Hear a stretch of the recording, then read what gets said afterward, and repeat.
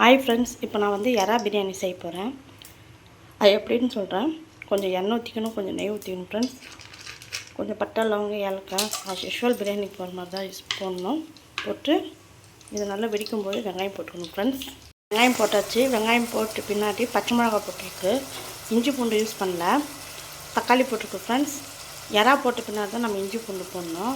பிரியாணிக்கெலாம் வந்து வெங்காயம் போட்டு இஞ்சி பூண்டு போட்டுருவாங்க. இதுக்கு வந்து வெங்காயம் தக்காளி நல்லா வதக்கிட்டு எறா போட்டு அதுக்கு மேலே தான் இஞ்சி பூண்டு போடணும் ஃப்ரெண்ட்ஸ். ஓகேங்களா ஃப்ரெண்ட்ஸ்? இப்போ நம்ம எறா போட்டாச்சு, இஞ்சி பூண்டும் போட்டாச்சு. இப்போ நம்ம மிளகாய் பொடி, வெறும் மிளகாய் பொடி, கொஞ்சம் பிரியாணி மசாலா, கொஞ்சம் கரம் மசாலா போட்டுக்கணும். அப்புறமா புதினா போட்டு நல்லா ஃப்ரை பண்ணிக்கணும் ஃப்ரெண்ட்ஸ். 2 டேபிள் ஸ்பூன் வந்து தயிர் ஊற்றாச்சு ஃப்ரெண்ட்ஸ். இப்போ நல்லா வந்து இது கொஞ்சம் பச்சை வாசனை போகிற வரைக்கும் நம்ம நல்லா கொதிக்க விடலாம்.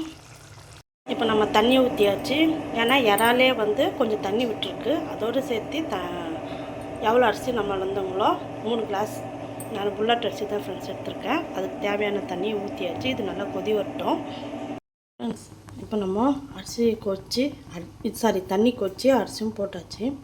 இப்போ லெமன் புழிஞ்சு விட்டுடலாம். இது தண்ணி ஓரளவுக்கு அரிசி நல்லா வேகட்டும். ஓரளவுக்கு தண்ணி சுண்டி வரட்டும் ஃப்ரெண்ட்ஸ்.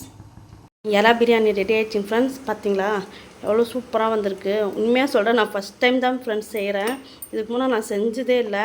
ஏன்னா அது வந்து ஒரு மாதிரி சாணி வாசனை வருதுனால நான் செஞ்சதில்லை ஃப்ரெண்ட்ஸ். உண்மையாக சொல்கிறேன், செம்ம டேஸ்ட்டாக இருக்குது. நீங்களும் இதே மாதிரி ட்ரை பண்ணி பாருங்கள்.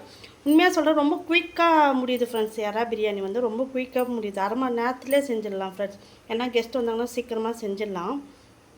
நீங்களும் இதை ட்ரை பண்ணி பார்த்து எப்படின்னு சொல்லிட்டு கமெண்ட்ஸ் பண்ணுங்கள். லைக் பண்ணுங்கள், ஷேர் பண்ணுங்கள், கமெண்ட்ஸ் பண்ணுங்கள். மறக்காமல் சப்ஸ்கிரைப் பண்ணுங்கள். பக்கத்தில் இருக்கிற பெல் ஐக்கானை கிளிக் பண்ணுங்கள். பாய்.